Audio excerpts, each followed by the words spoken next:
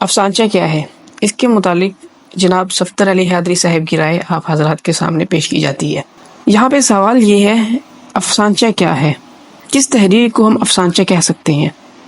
اور کس کے بارے یہ کہنا پڑے گا کہ یہ افسانچہ کی کسوٹی پر پورا نہیں اترتی؟ یہ ایک بنیادی سوال ہے۔ یہ سوال جتنا آسان ہے، اس کا جواب اتنا ہی دشوار ہے۔ افسانچہ کی ایک خوبی سے تو ہم سبھی واقف ہیں کہ یہ مختصر ہوتا ہے، کہ لکھنے والے افسانچہ کے بارے میں بس یہی ایک بنیادی بات جانتے ہیں اور پھر قلم ہاتھ میں لے کر لکھنا شروع کر دیتے ہیں۔ یقینی طور پر یہ ایک ناکافی جانکاری ہے۔ اب کتنا مختصر ہوتا ہے اس پر اتفاق نہیں ہو سکا۔ یہ 2 لائنوں کا بھی ہو سکتا ہے اور 15-20 سطروں کا بھی۔ میرا ذاتی خیال ہے کہ 100-125 الفاظ پر مشتمل تحریر، یعنی اگر اس میں افسانچے کے لوازمات پائے جاتے ہیں تو افسانچے کی آخری حد سمجھنا چاہیے۔ اگر تحریر کے الفاظ بڑھ گئے تو اسے افسانچہ کہنا مشکل ہوگا۔ یہ بات یاد رہے کہ کچھ لوگ 300-350 الفاظ تک کی حد مقرر کرتے ہیں، لیکن مجھے اس سے اختلاف ہے۔ میں نے جب افسانچہ نگاری کی ابتدا کی تو کچھ دوستوں نے باوجود اس کے کہ انہیں تحریر پسند آتی تھی، مجھ سے اس کے انتہائی مختصر ہونے کا شکوہ کرتے تھے۔ لیکن وہی تحریر جب محترم جناب پرویز بلگرامی صاحب کو دکھائی جاتی تو اسے کم کرنے کا کہتے اسے اور مختصر کرو۔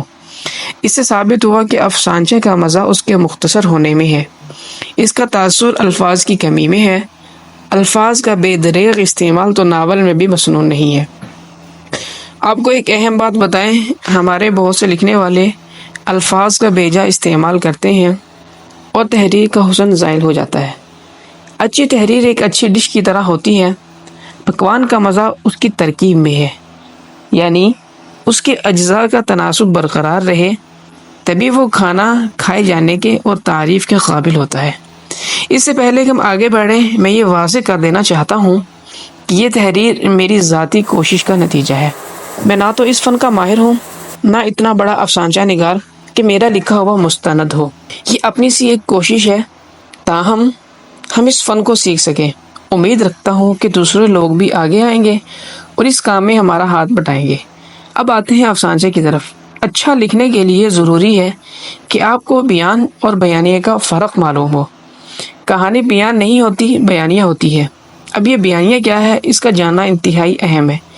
جب تک بیان اور بیانی کے فرق کو نہ سمجھ لیا جائے، اچھی تحریر لکھنا کسی طور ممکن نہیں، اور افسانچہ لکھنا تو ناممکن ہی ہے۔ اگر ایسی تحریر لکھ بھی لی جائے تو اس کا پرتاثر ہونا یقینی نہیں ہوتا۔ میں ذاتی طور پر افسانچے کو کہانی پر فوقیت دیتا ہوں۔